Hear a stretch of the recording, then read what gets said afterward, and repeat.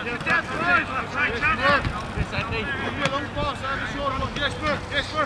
nigga, wide, lad. Oh, nice ball. Yeah, win. Maro. Maro. Yes, Maro. Box it on. There you go. Get back, James.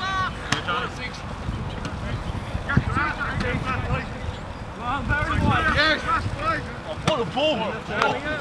Go through, man. Go through. Put it back. Yeah, man. Really wide, mate. Up there. Really wide, man. Wide, run. Yeah, class out, see. Come win. This way. Dug into middle. Grab a partner.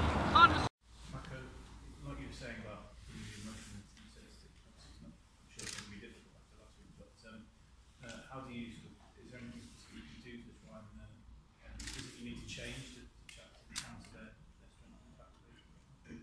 No, not necessarily. I think as a player, if you don't have that right emotional energy and that desire really to play at this level, then you're obviously in the wrong sport. We talk about all week that this is the biggest game of our lives, and it is. Best team in the world, and then you play representing the Lions, so there's no bigger honour really for us as players. And if you don't have the right emotional energy, it'll show up there in the game. And we know that going into it, we have to build up the last couple of days. Obviously, nothing too intense, but I think mentally is the biggest challenge for us to be ready for it. Good points, obviously, across the tour when you've had dominance in the scrum and dominance in the attack, and then other times when it hasn't quite been there. Do you think that's just indicative of how tight margin how good Sizemore playing are, or is that more down to you? No, obviously, we knew coming down here. If you look at Super Rugby, all the New Zealand teams are up there being the best really, and we knew how tough the challenge would be. But also, we talk about ourselves that we can never switch off because they are good enough to take us on up there. And those moments, like you said, it's a bit of both really, where we've lapsed the concentration, or they've had a good hit in the scrum or good driving ball. So it's a bit of both really, but what we can control is what we've been working on in training. Just to kill all that really, and hopefully it'll come to fruition tomorrow. With Conor Murray and then Johnny Sexton and Andy Farrell, there's sort of three guys obviously there. Everyone knows everything about their kicking games. It's going to be wet and all the rest of it. Does that give you a boost before the game's even started as a fact to know that if you do need that kicking, if you give them the platform, they'll put you in the right spot? I wouldn't say it gives us a boost. I think they're all good players with the ball as well, more than anything. You got two world-class 10s playing next to each other, and I'm excited to see what they can do.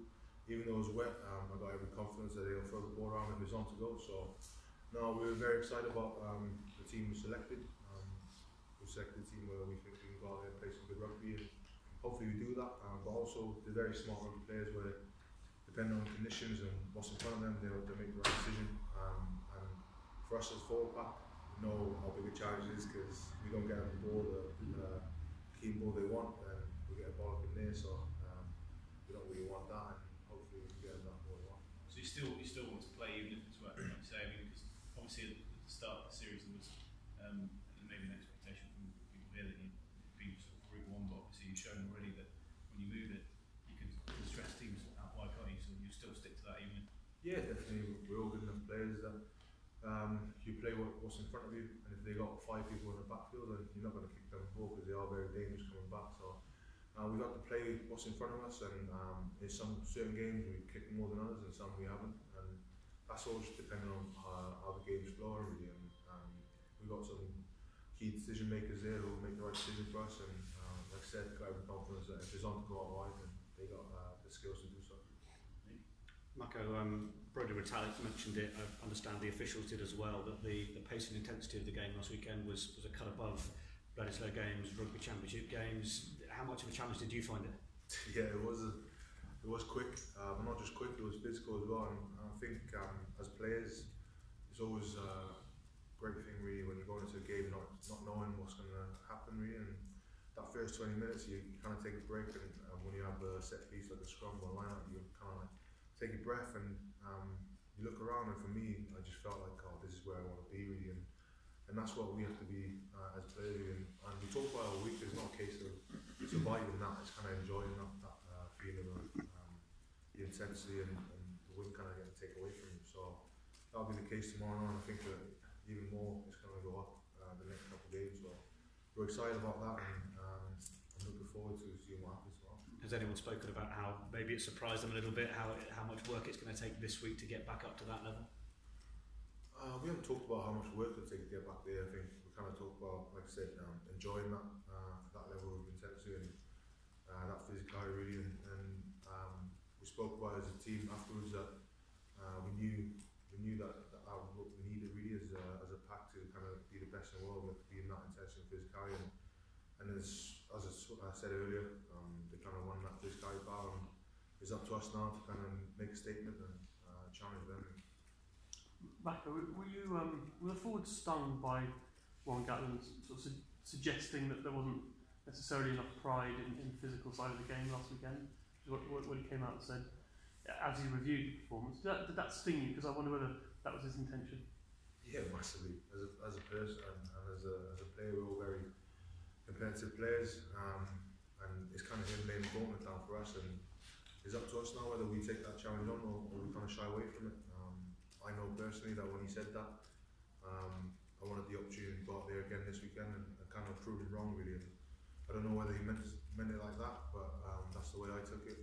When he said it, that it's up to us as forward back to kind of prove him wrong and put a statement up. Is wounded pride quite a powerful motivator in this weekend? That's how it's coming across. I hope so. We're going into this game, like you said, wounded.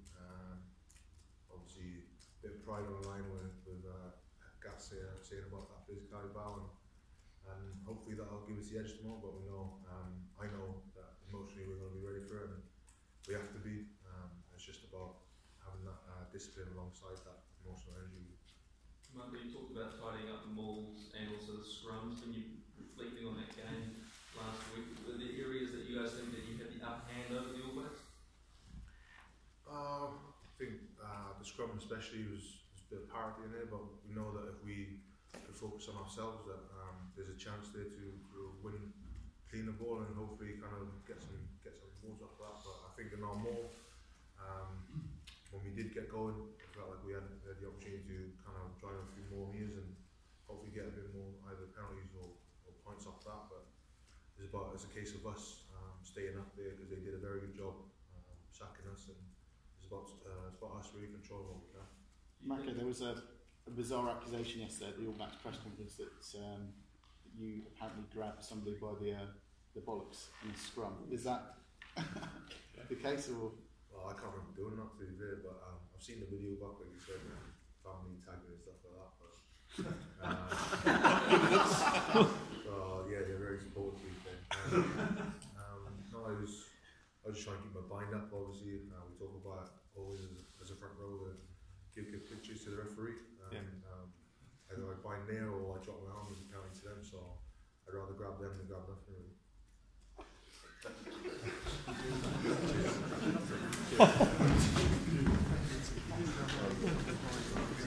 The training field, how's it all been going with the preparations getting ready? Captain's run, always just a time for reflection, really, making sure that I look at the last bits of detail that are covered, making sure that we keep the energy where it should be, and keep the strength in everyone's legs, etc. So just in a simmering mood at this moment in time. And how's the week's work gone as a whole, preparing for such a crucial must-win showdown? It's been great. You know, obviously a lot more time than normal to reflect and to review and to put to bed the first test and get the learnings out of that, and I'll move on to this one. So the boys, you could see a real ownership in what they want to achieve this week, and they've led that very well. Mako's just been talking about kind of wounded pride as players as much as anything, to go out and really deliver for themselves as much as for the team and for the squad and for the fans. Is that how you kind of feel it? I'm glad Mako said that. Because it's about character this week. Because it's about manning up and putting everything on the line, because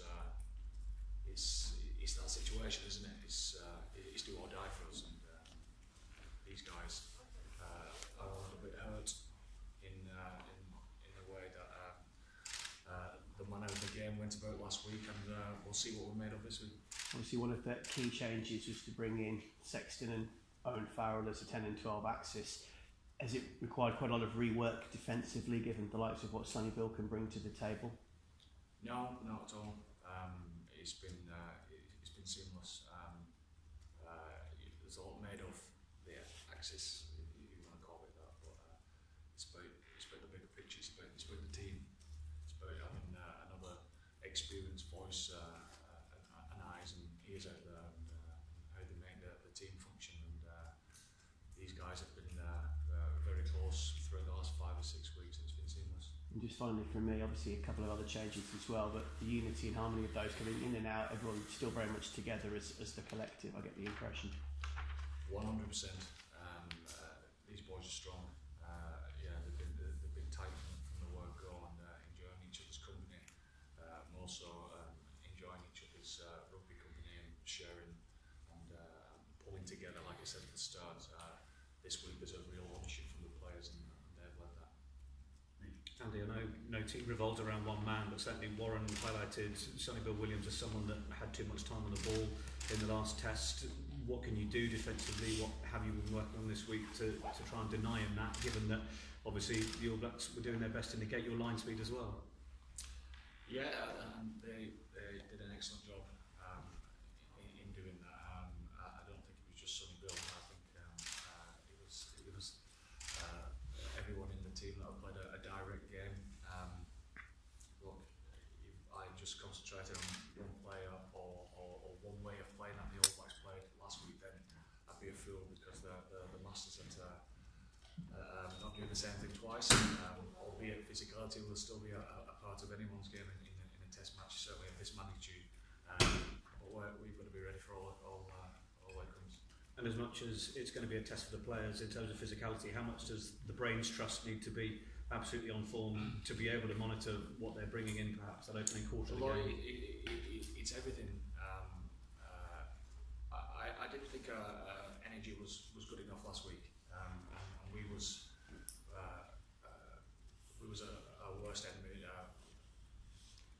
The amount of times that we had the All Blacks where we wanted them and let them out far too easy, whether it be a penalty or offside or drop ball or whatever. We didn't manage our energy well enough, so therefore the physicality went backwards on the back of that. And those guys are in charge of that. Those guys are in charge of making sure that we play this game in the right parts of the field. They have a good understanding of how they want to go about that, and we'll see. Look, the game, it'll take 5 or 6 different twists and turns along the way. We've got to be able to manage that on the whole. Last one from me. When you talk about that energy dissipating perhaps or not going in the right direction, is some of that perhaps due to a bit of, surprisingly maybe some nerves at Eden Park, maybe the big occasion getting to the guys? Do you think the chance to do this at Wellington and take it away from the mystique of that ground that the All Blacks do so well will help? Maybe a bit disappointed if that was the case, but maybe I don't think players really are going to own up about that. But I think after the game, there's certainly a sense of